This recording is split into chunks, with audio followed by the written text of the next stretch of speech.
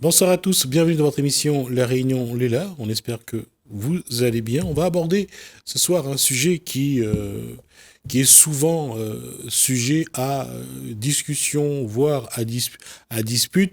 C'est l'emprise du numérique. C'est l'ouvrage de Gauthier Steyer, donc le syndrome de Gollum. On va en parler dans Cosmo Réunionnais.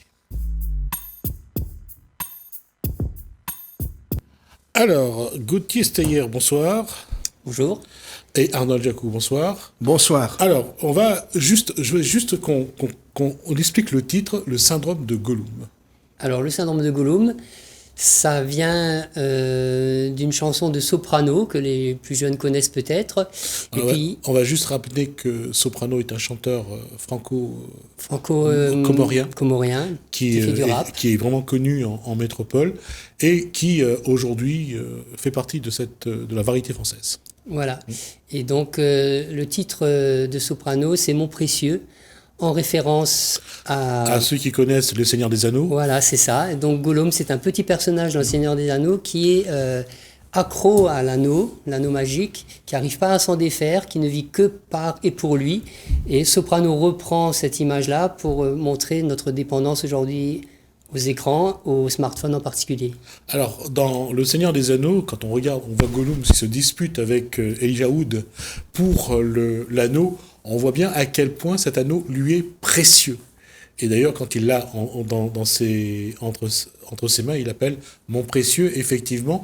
Mais il y a aussi le pouvoir de l'anneau. Tout à fait.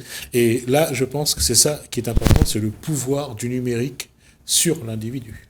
Alors, en tout cas, le pouvoir supposé, c'est-à-dire ce qu'on imagine comme pouvoir, qui n'est pas forcément celui qu'on croit. C'est plus la notion de dépendance et la notion de quelque chose qui est devenu une extension de soi-même et dont on ne peut plus se séparer finalement. C'est presque enlever aujourd'hui le smartphone à un adolescent, c'est presque lui couper une main ou lui enlever un organe. Arnold Jacou, vous êtes psychosociologue. C'est la même. Merci. La question c'est, est-ce que on arrive à un plafond aujourd'hui en matière de numérique? On commence à regarder le numérique dans ses limites. Est-ce qu'il y a un moment, l'individu va se dire qu'il n'est pas aussi important que ça, le numérique? J'ai de la peine à répondre objectivement parce que je fais partie de la génération du siècle dernier. Moi aussi. Donc forcément, cette génération regarde le numérique comme une menace pour ce qui était, dans ma génération, chez nous, le support de la connaissance, c'est-à-dire le livre. Et je me souviens, si je peux dire encore quelque chose, je me souviens de la nouvelle de Ray Bradbury, Fahrenheit 451, ça, et le film où le livre était menacé par l'incendie. On voulait incendier pour supprimer la connaissance, qui est une menace pour les pouvoirs. Aujourd'hui, j'ai le sentiment que le numérique est identique, c'est-à-dire qu'il devient une menace pour la connaissance qu'on intègre soi-même au travers du livre, puisque le numérique offre tout sans effort. Et dans ce livre-là, c'est l'histoire donc de Chelsea. Alors non, Chelsea, c'est simplement un exemple d'une jeune fille d'aujourd'hui, d'un bébé d'aujourd'hui en fait, qui grandit avec pléthore d'écrans autour d'elle et qui est très jeune, très vite noyée dans le grand bain digital, ce que j'appelle moi le grand bain digital, et qui dont toute l'attention va être captée par les écrans et qui ne va plus développer les compétences de base d'un enfant qui est de découvrir le monde par ses propres sens, de se déplacer, de se relever, de bouger, de sentir les choses, de porter les choses à sa bouche, etc. Quand on met un écran dans les mains d'un enfant, toute son attention va être focalisée sur l'écran. Ça va vampiriser toutes ses pulsions de vie, si vous voulez. Et en fait, l'enfant va très vite se développer des retards psychomoteurs parce qu'il va beaucoup moins bouger, fasciné par cet écran. Il est figé face à la lumière de l'écran, donc il va beaucoup moins bouger, explorer son environnement. Il aura beaucoup moins de relations avec les autres, il va moins parler. Et donc très tôt, on observe aujourd'hui très tôt des carences au niveau du langage, au niveau psychomoteur, etc. C'est ce que je dénonce particulièrement. Et je parle beaucoup des adultes dans ce livre, beaucoup plus que les enfants, parce que les adultes montrent un exemple aujourd'hui qui est déplorable en termes d'usage des écrans. Ils montrent à quel point on ne peut pas vivre sans, à quel point ils sont importants, et les enfants ne font que reproduire ce qu'ils voient. La seule éducation en laquelle je crois, c'est l'exemple qu'on donne. Et aujourd'hui, on donne un très mauvais exemple par rapport aux usages des écrans. Il y a, je poserai la question après à Arnold Jacou. On a porté au plus haut la connexion, le numérique, l'écran, comme quoi c'était un outil au savoir, un outil pour l'information, et que en allant plus vite, de plus en plus vite, on allait avoir un savoir de plus en plus grand et important pour l'être humain. Finalement, c'est pas vrai. Alors tout ça, c'est un leurre en fait. Ce serait possible si effectivement tous les individus avaient les bases nécessaires et requises pour aller vers le savoir, ce qui n'est pas le cas. Très tôt, on met entre les mains de très jeunes, de plus en plus jeunes, un outil qui a effectivement des pouvoirs infinis en termes de connaissances, mais il faut aller la chercher, cette connaissance. Et puis, il faut avoir des bases pour l'intégrer et la comprendre. Ces bases-là, elles ne peuvent pas passer par le numérique. On a besoin de temps, on a besoin du goût de l'effort, on a besoin de tout finalement, toute la facilité que nous offre le numérique va à l'inverse de ce qu'est les apprentissages, la science, etc. Et pour aller plus loin, quelque part, le numérique supplante ou spolie le développement des outils qu'on a à l'intérieur, développer son cerveau, développer l'aspect tactile. Tout ça ne se développe plus parce que le numérique, finalement, est une barrière. Complètement, oui. Si vous voulez, un exemple que je prends dans ce livre aussi, ce serait, pour que ce soit bien parlant, ce serait un athlète avec des jambes d'athlète auquel on imposerait des prothèses, auquel on imposerait de se déplacer en fauteuil roulant. Très vite, il perdrait ses jambes d'athlète et ça engendrerait même d'autres maladies très certainement. C'est ce qui se passe un petit peu au niveau psychique, cognitif et même social avec ces outils-là qui nous facilitent tout, mais au détriment de tous les efforts nécessaires pour développer nos compétences. On a besoin de faire des efforts, on a besoin de temps, on a besoin de compréhension, on a besoin d'exemples. Internet vient nous donner tout de suite avec une facilité déconcertante et qui finalement va à l'encontre de nos intérêts et du développement de nos compétences de base. Arnold Jacou, depuis les années 60, il s'agissait de faciliter la vie d'abord de la ménagère, l'aspirateur, la machine à laver, la cuisinière, et puis aux entreprises, la machine à écrire, l'ordinateur. Il fallait toujours donner à la machine du pouvoir sur nous.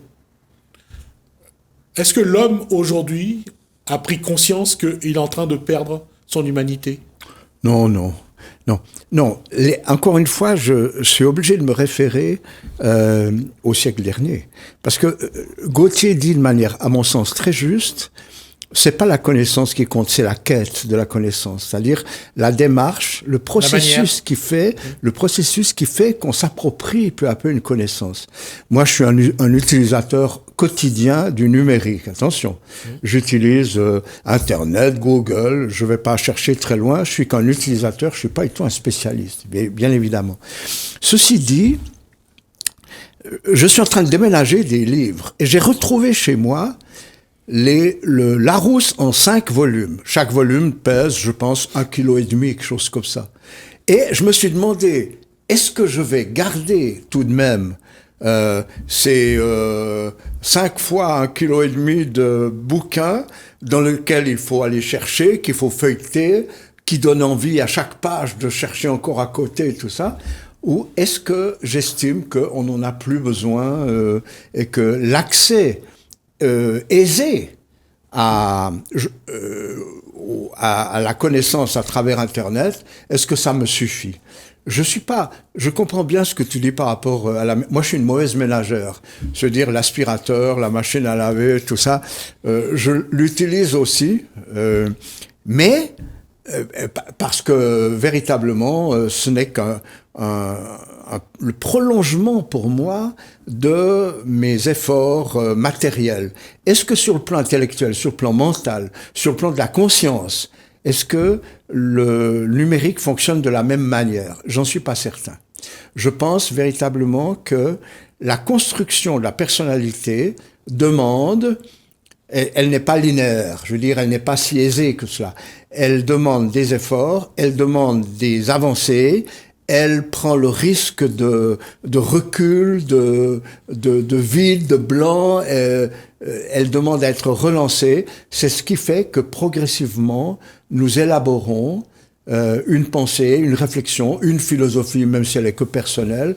Et tout cela ne peut se faire, à mon sens, dans la facilité. Je vois sur le plan scolaire, lorsqu'on pense qu'on peut remplacer le professeur par l'accès direct à la connaissance au travers de son Mac ou de son smartphone ou de son écran, je pense qu'on se trompe complètement, non pas en ce qui concerne la connaissance, mais en ce qui concerne la nécessité d'un accès difficile pour se construire. La rapidité, la vitesse d'exécution, tout ça ne joue pas dans la construction de la personnalité. Est-ce que la déshumanisation du monde, finalement, c'est un petit peu l'objectif, c'est d'amener les gens à ne plus trop s'accrocher à la vie, et on a l'impression que ils vont devenir plus des androïdes, des robots, et qui vont tu peux dire des crétins. On crétinise les gens comme ça. Je ne vais pas... Oui. Non, bien sûr, toi, tu poseras pas de jugement, mais moi, je me dis... Je dois rester dans cette posture journalistique. Mais la question, c'est quel est l'intérêt de faire des armées de robots? Qu'est-ce que ça apporterait à l'humanité? Alors, moi, je suis pas sûr qu'on veuille faire des armées de robots, mais on veut faire des armées de consommateurs, ça c'est sûr. D'accord. D'abord, on commence à consommer tout ce qui est numérique. Il faut consommer, il faut acheter l'appareil. Ça unifie le pouvoir, ça le dernier renforce le pouvoir. smartphone, c'est, je sais plus, de 1000 €, je crois, pas le dernier smartphone, le dernier iPhone. Et chaque année, ils en sortent un nouveau, donc il faut être à la pointe. Tous les abonnements qu'il faut acheter, les box, etc., l'énergie que ça consomme. Donc, on est déjà consommateur du produit en lui-même. Et puis ensuite, ce produit vend d'autres produits. C'est-à-dire, on est des vrais consommateurs de l'information. On est des consommateurs de tous les services qu'on peut nous proposer. Aujourd'hui, vous pouvez manger, boire, acheter tout ce que vous voulez sur Internet. Donc, c'est devenu un magasin immense. On veut à coup sûr, on veut faire de nous des consommateurs avant tout. Et des consommateurs qui réfléchissent pas trop.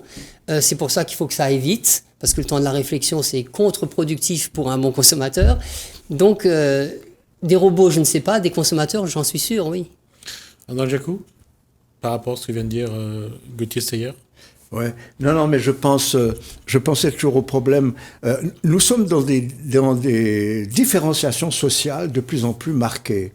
C'est-à-dire que tu as une élite, dans certains secteurs, qui peut réfléchir, prendre des décisions, et tu as une masse de plus en plus informe et déshumanisée, c'est toi qui le dis, de consommateurs qui sont prêts à tout avaler parce que, par ailleurs, on leur accorde un minimum de pognon, de confort, de sécurité, enfin tout ça.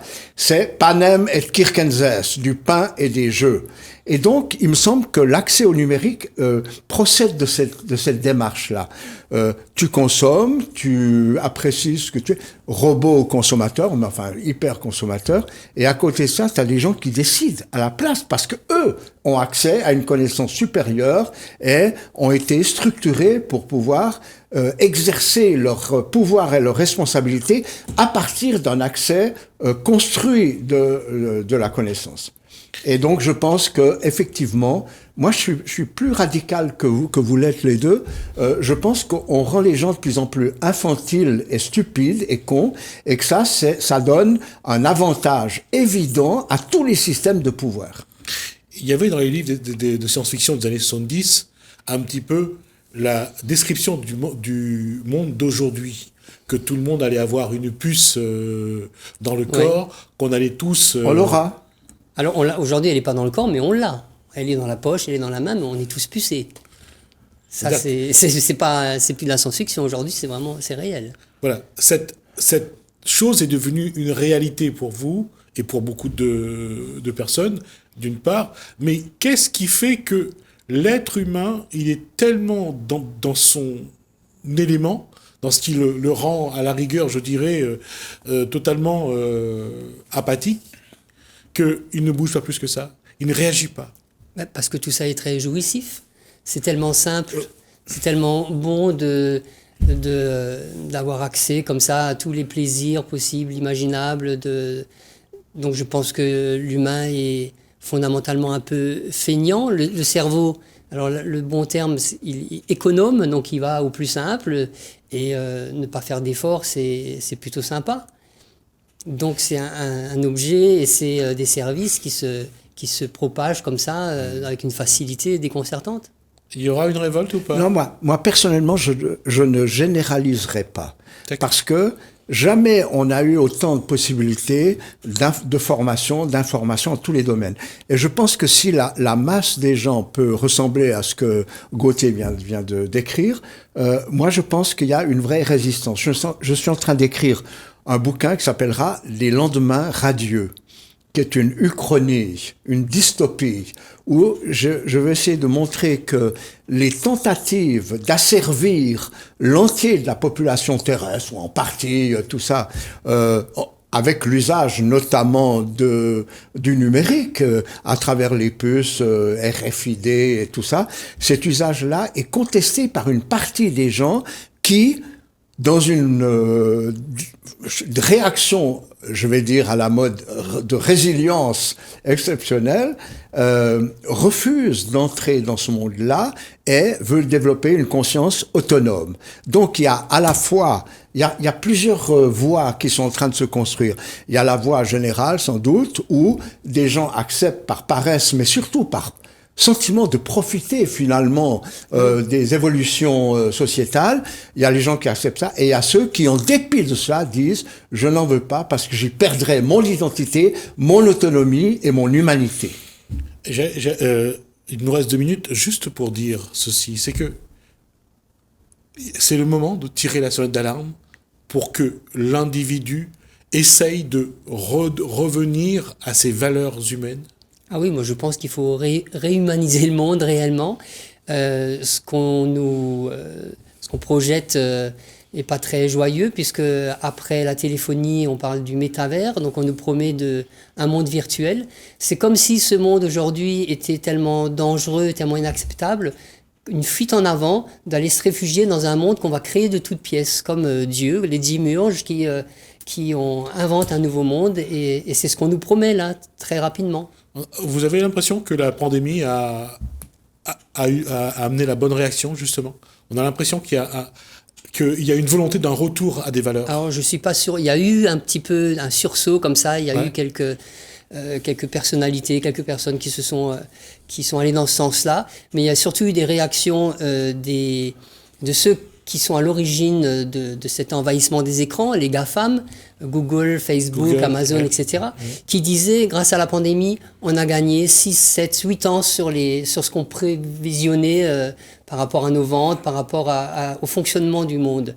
Donc tout ce qui a été le télétravail, tout ce qui a été la consommation de services à travers les écrans a explosé et je ne suis pas sûr qu'on fasse un retour en arrière. Mais malgré tout, on le voit, Arnold Jacou, que l'être humain, en tout cas, il y a une partie qui freine un peu dans cette frénésie du numérique, mais qu'il y a une envie aussi, il y a une nostalgie de quelque chose qu'ils ont connu. Ouais. Attends, je veux dire 2 choses. D'abord, à propos de la pandémie. Moi, j'ai vu, pendant qu'on était confinés, tous les échanges rares, exceptionnels que nous avions de temps en temps directement, mais ou à travers les systèmes d'information numérisés, on pensait tous au monde de demain. On pensait qu'on allait changer les choses. On pensait qu'on allait reprendre à zéro la construction de la société ici à La Réunion. Et puis dès que le confinement a été levé, on a vu les gens se précipiter dans les drive-in de McDonald's. Et ça, c'était le monde de demain. Bon. Mais ce que je veux dire encore, c'est historiquement, il y a toujours eu un conflit entre les évolutions techniques matériel et l'être humain. Mon grand-père était chapelier, fabriquait les chapeaux. À partir du moment où on a commencé à mécaniser la fabrication de chapeaux dans les usines Botta ou Borsalino en Émilie-Romagne, les chapeliers ont dit c'est fini, notre métier est foutu, tout ça. Mais non. La question pour chaque génération, c'est de savoir comment elle peut utiliser ces apports exogènes, la technique, sans en être asservie. Ça, c'est le vrai problème. Il faut pas être contre le numérique, vraiment pas. Mais savoir comment nous pouvons l'utiliser pour faire grandir notre humanité. Pas notre transhumanité, mais notre humanité. Voilà. Je vois les choses comme ça. On termine là-dessus, sur ce que vient de dire Arnold Jacou. Merci à Gauthier Steyer. Merci beaucoup. Arnold Jacou. Merci à vous de nous avoir suivis. En tout cas, la question mérite d'être posée. Merci Hélène. Merci François. À bientôt.